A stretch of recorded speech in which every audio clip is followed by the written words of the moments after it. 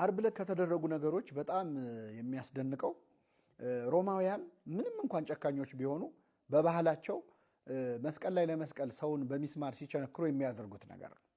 ይኸው ምንድነው? ከመቸንከራቸው በፊት ትንሽም ብትሆን ያዝኑለታልና ለሚገድሉት ሰው ትንሽ ሰብአዊነት ስላላቸው የወይን ጠጅ አምጥተው የሚያሰክር መጠጥ ያጠጡት ነበር።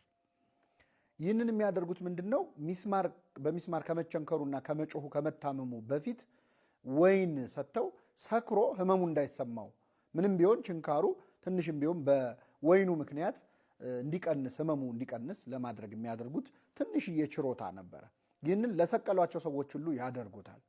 ለክርስቶስም ወይንን አምጥተው የሚያፈዝ ወይን ወወሀብዎ ወይነ ዘያስኦዝዝ የሚያፈዝ የሚያደነዝዝ ወይንን ሰጡት ይላል። በጣም የሚገርመው መድኃኒታችን ኢየሱስ ክርስቶስ ተጠማሁ እንዳላለ በጥም እንዳልደረቀ እና እንዳልተቸገረ ሁሉ ወይን አምጥተው ሲያጠጡት ግን ወዲያውኑ ተፋው ይላል። ይህንን የሚያደነዝዝ ወይን ሊጠጣ አልፈለገም። ለምን ካላችሁ ክርስቶስ ለእኛ ብሎ የሚቀበለውን መከራ በምንም ምክንያት መቀነስ አልፈለገም። እያንዳንዷ ቁስል እንድትሰማው ፈልጓል።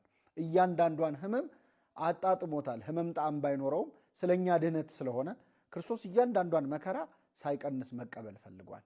ለእኛ ብሎ ይህንን ሁሉ መከራ የተቀበለ አምላክ ውለታ ምን ያህል ከባድ መሆኑን ከሚያሳዩ ነገሮች አንዱ ይሄ ነው። ለአንተ ብዬ የምቀበለውን መከራ በምንም ልቀንሰው አልፈልግም ይላል ክርስቶስ ለእያንዳንዳችን።